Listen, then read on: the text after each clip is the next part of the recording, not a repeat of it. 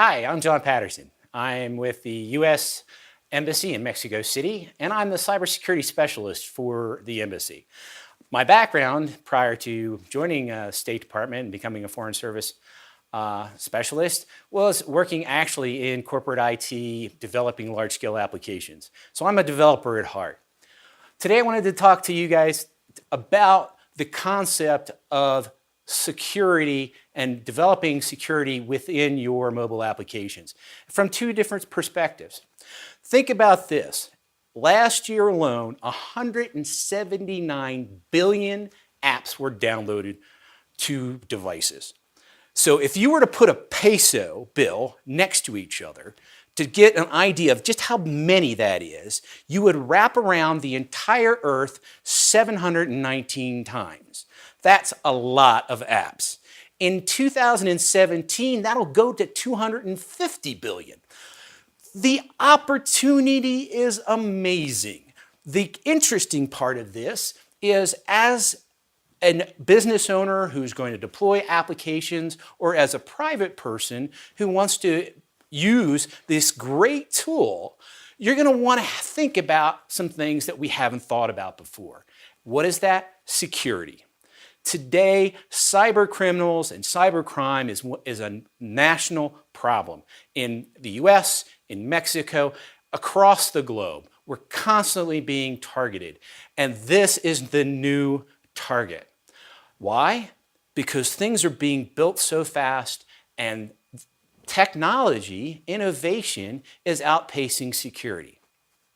So I'm going to talk about this device and some of the things you should think about as a business owner and an end user with this device, as well as talk about to individuals who build applications or companies that build applications who want to use this as the mode of selling their capabilities and for building their market share.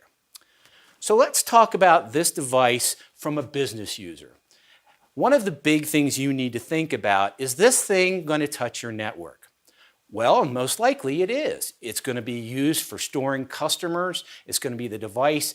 You have to remember, this originally was a phone. Now it's a phone and a computer. And in fact, if you really want to understand it, this phone has more computing power than the original Apollo rocket that landed on the moon. That's a lot of computing power, and they only get bigger and better. So what does that mean? It means it's being targeted more and more. So you want to think about securing this device.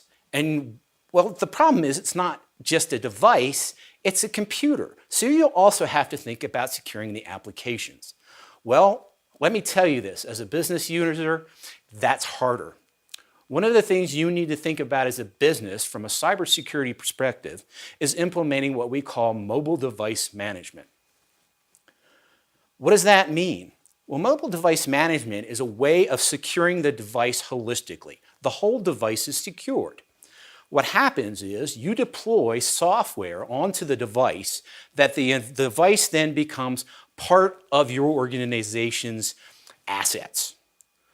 The interesting component to that is in companies, sometimes they don't have the cash capability to deploy 1,000 new phones to their staff. So a lot of companies are going with the concept of bring your own device. So I want to talk about of these two approaches and what's going on in mobile device management so that you'll understand, well, these are things I need to think about. In mobile device management, one of the things that's really happening is you're deploying not just security, but policies in and around this device. So when you load and this becomes enrolled, what's going to happen is it's going to allow the device to be looked at by the organization. It's going to apply security policies initially. So normally what happens with a device is the user gets it, and what does he do? He starts using it. He starts downloading apps.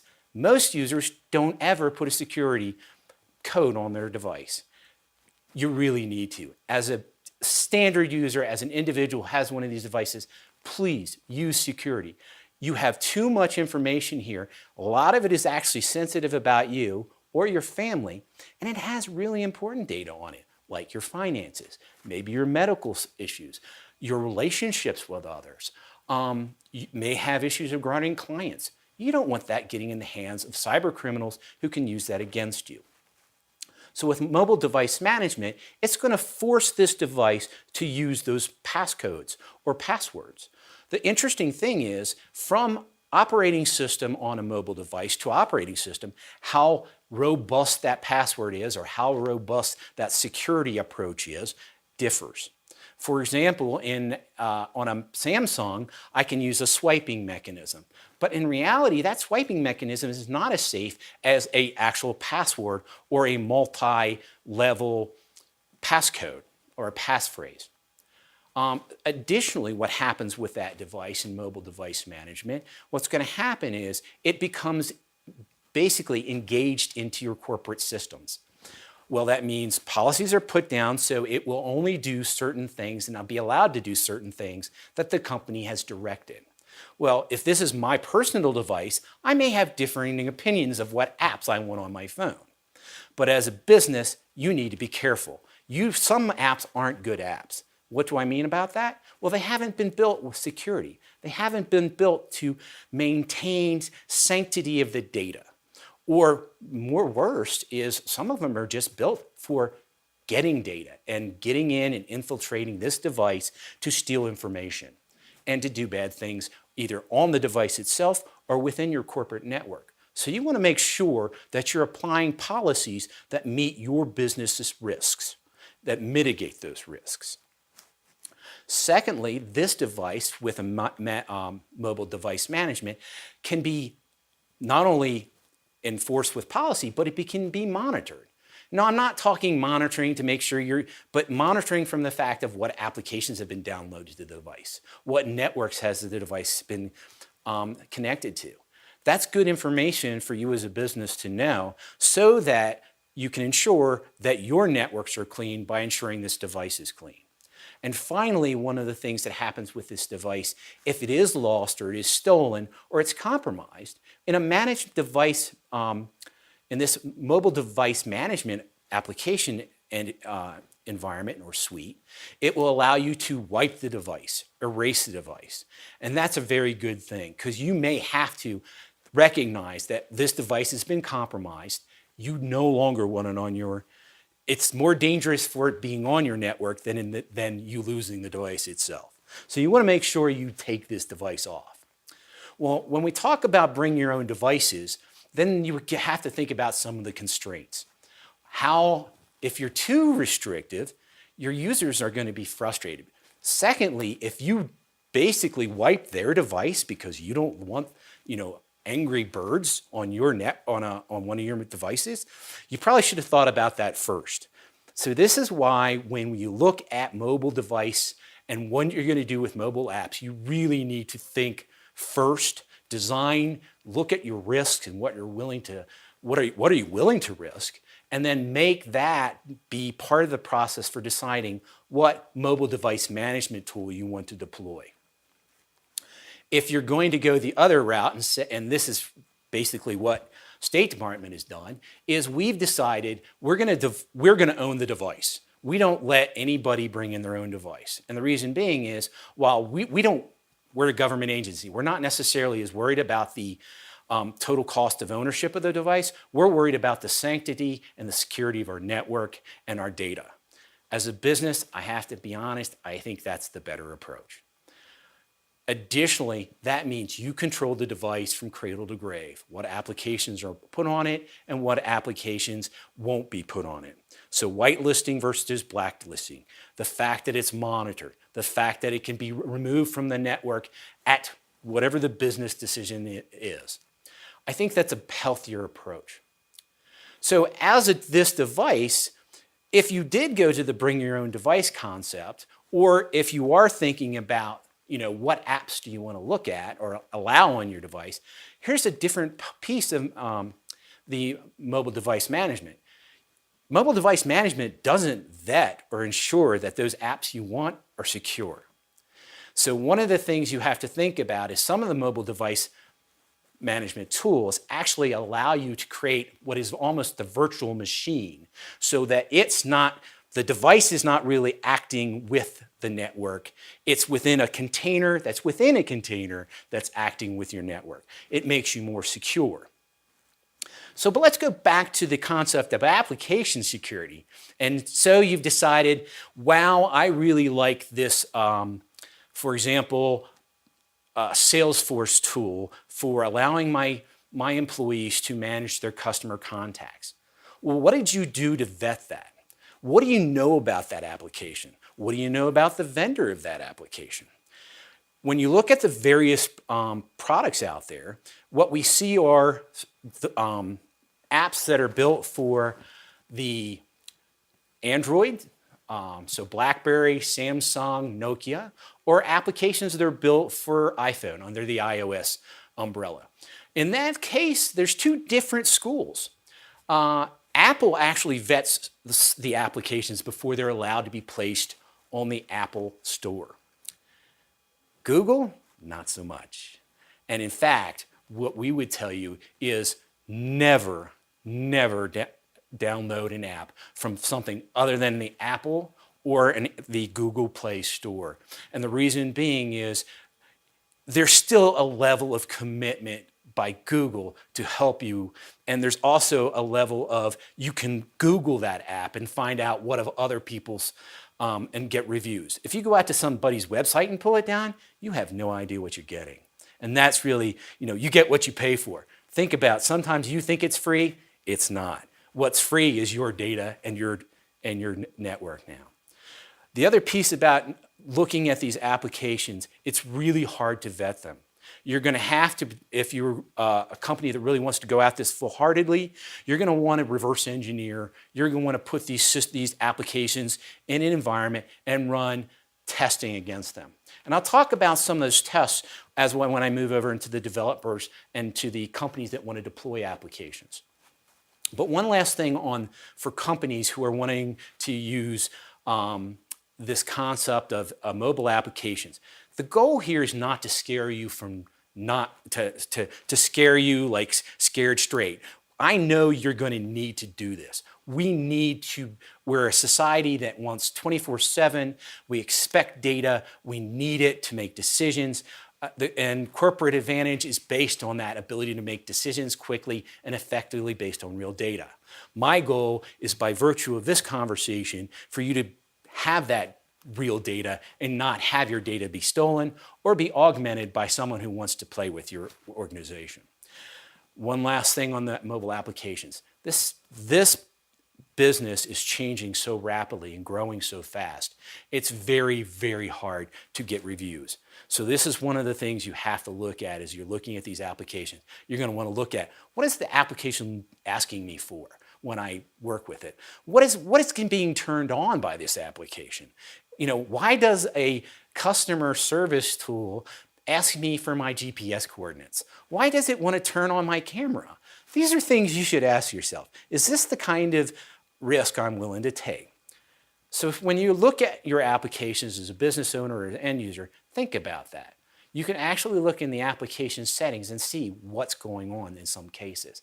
But remember, in most cases, these applications get updated. And not all the time are they telling you what they're changing. So be prepared for that. You're going to need to do due diligence constantly in cybersecurity, not just with your networks, but with these devices as well. So let's go on and talk about the concept of I love developing. This thing is just awesome.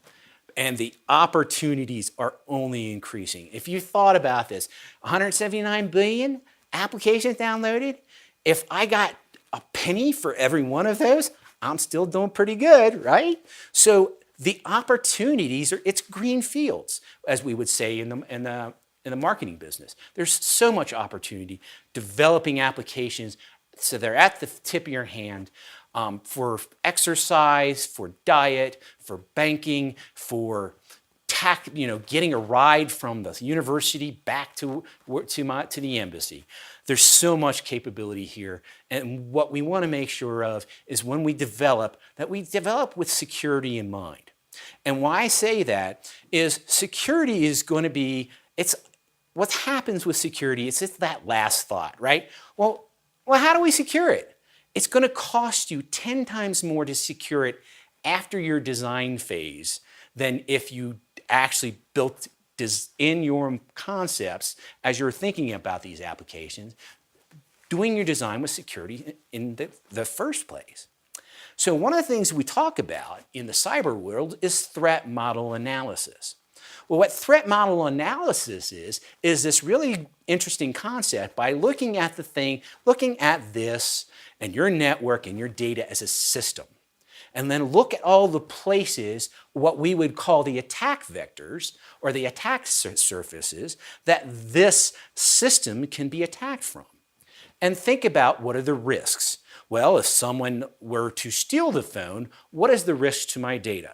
Well, did I leave any data on the device? Well, if they did, well, then that's a risk. Well, how would we mitigate that? What should we do in our design that makes that safer?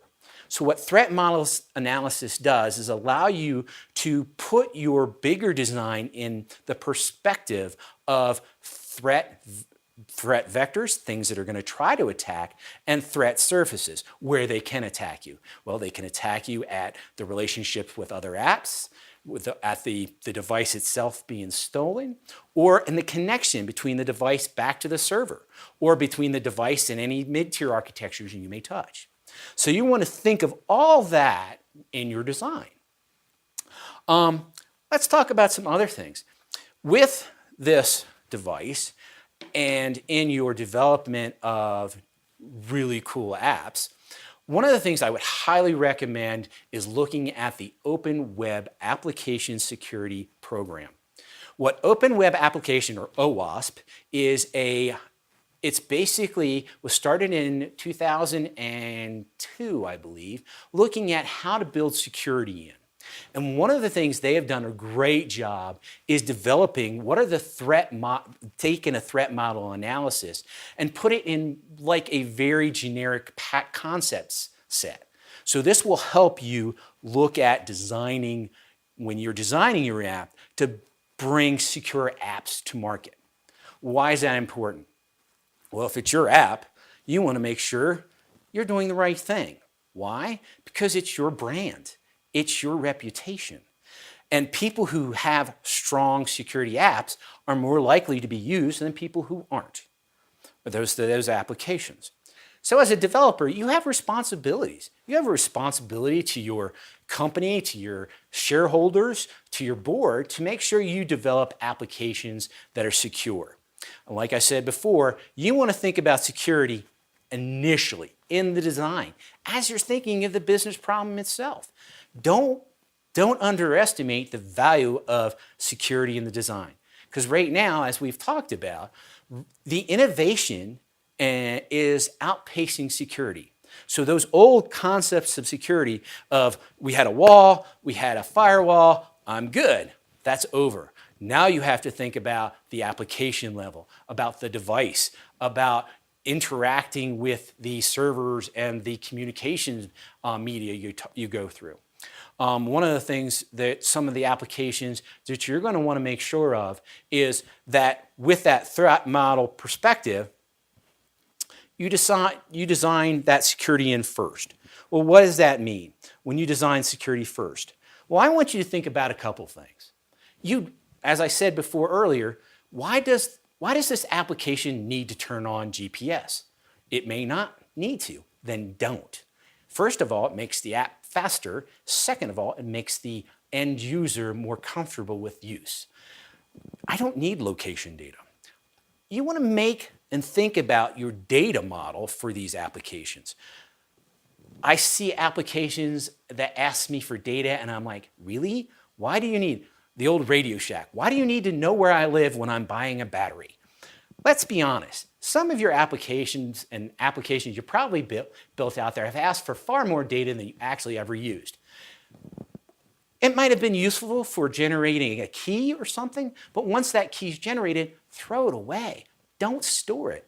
Don't save it. Why? Because if you do and you lose it, you may be liable for it. Now that's the picture you have to point out. more and more, as I just came back from the ISACA Cyber Nexus conference in 2015 in Washington, D.C., and one of the things that they're talking about is expect more litigation. That companies that provide apps that aren't secure may take a beating if it's found out that they didn't do diligence. Secondly, when you design, you want to design thin. You want to make sure you clean up the threads and the memory. Don't leave stuff in memory. And the reason I say that is because other apps may come in and look at the memory and pull what was your data out because you didn't do cleanup. Well, what's the advantage to this? 1, you're more secure. 2, you run faster. Anytime you do cleanup, you're going to run faster. So you want to make sure you do that cleanup. You're also going to want to ensure that if you do have data on the device, that you think about encryption. The trick is, it's still better than walking away and just being able to open it up the device and be able to take the data. Encryption is just making it harder. So if you're going to leave data on the device, encrypt the device. Data at rest should always be encrypted. The communication, when you're talking up to the server, you want to ensure that's a communication path that's a trusted path. So you want to ensure that you're talking to the right server in your application so that you're doing a secure discussion. And second of all, that discussion isn't open. So you want to also encrypt the actual communication between the device and the server. Other things, you want to make sure that you're closing all of your ports that you don't need. You want to make sure that in your secure models that you can't get script errors, that you don't get the scripting problems. You want to make sure that you don't leave anything open on the servers either so that they can be spoofed. So there's a couple things. You want to make sure that all these are thought out in your security, in your design, and in your implementation. You also want to use the appropriate tools. Now, what do I mean by that? Open source has become the way of building quick applications, but you need to vet that. You can't just assume that that code is clean, and you cannot assume that data or that your vendors that you may have are always out for your best interest. So you want to make sure you vet not just open source, but your vendors as well. Any third party. You're going to have to start actually vetting your third parties and your partners as you bring together applications to market. You want to make sure that you use coding tools that are supportive of what you do. You're going to want to make sure that those tools themselves, there's a lot of editors and tools that you can get out open source. Be careful of those. It's an open source tool. It's just as open as that API you may call. So you have to be careful with the tool itself. Finally, I would like to talk about managing your code. Okay, you need to segment your code. You want to have a gold standard. That's what's deployed. Whatever is being worked on within the rest of the organization needs to be taken off and out of the network or off the network so people can't get in and look at that code while you're working and use that to highlight weaknesses in your current application. You're also going to want to do what we call obfuscate the code. What does that mean? It's hiding it. It's setting it up so that the deployed packets or the deployed instances that are out there on the device are harder to reverse engineer. The trick about hackers is they don't want to go to a whole lot of work. Cyber criminals don't want to go to a whole lot of work. They want to go after easy. So if you make it harder, it's not worth it for them. So you become safer by doing these things. You want to make sure you test. And your customer is not your test bed unless you've made that agreement. You have to test. You want to test on multi-platform. You want to test using that threat model analysis that you've built, showing, okay, what are the vectors we have to test for? What are the surfaces we have to test for? And have those be automated if we can. You want to be also doing, as you put out new iterations, that you regression test, that what you've changed doesn't impact what used to work, and additionally, that those same threat vectors, or if you've done this, as you've done those changes, you've updated your threat model as you've added new capability. So all along, you're testing not just your code and your application, but you're testing your design. So you've built all this stuff. You've got this great app. You've put it out on Apple, and you got another one out on Google, and people are downloading it left and right. You want to ensure that the application they're downloading is really yours. That's the other piece. One of the things we found is it's not unusual for someone to go take your app and then repackage it with their security so that they can steal. So it's going to be you responsible because they're looking at, well, I just bought Angry Birds and I love this tool. And I went and got the newest version of Angry Birds and it's doing something different than it used to do. This is what cyber criminals are doing. They're going up, taking your intellectual property and basically injecting it with bad things so that they can do their bad actions. So you want to make sure that you're monitoring what's downloaded and so that you have some sort of mechanism to ensure that what's being deployed is really yours. Why? It's your brand. It's your liability. You don't want your customers saying, well, I used to use those guys, but well, then we had this infiltration and we found it came through this application and you didn't know about it. You weren't aware because you're just putting it up onto the Apple store or the Google store and collecting the money, not realizing someone has come behind you and basically hurt your business. So I don't want this to be a scare tactic. These things are great, but it's a tool. And like any other tool, it can be used for great things or it can be used for bad things. And my premise is the whole goal is to do for good things. So if you're thinking about having this and using it for your business or using it personally, know what your risks are. Know what security is about this. And know how, if you're going to develop for this, what are the things you should do to ensure that you provide strong, high-quality apps that are secure and that you're not another cyber crime statistic. Have a good day.